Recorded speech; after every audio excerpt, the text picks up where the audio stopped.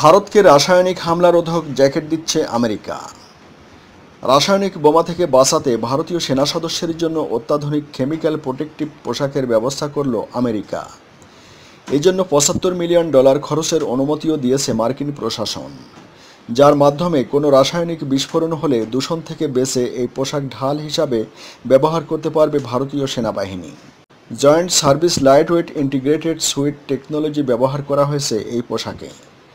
প্রতিটি পোশাকে রয়েছে একজোড়া প্যান্ট, একজোড়া গ্লাভস, একজোড়া জুতো ও এনবিসি ব্যাগ।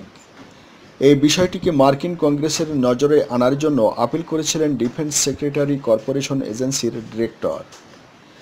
মার্কিন কংগ্রেসে তার জবাবি ভাষণে ডিফেন্স সেক্রেটারি কর্পোরেশন এজেন্সির ডিরেক্টর জানিয়েছেন, আমেরিকার আন্তর্জাতিক স্বার্থ ও অভ্যন্তরীণ নিরাপত্তার বিষয়টি জড়িয়ে রয়েছে এর সঙ্গে।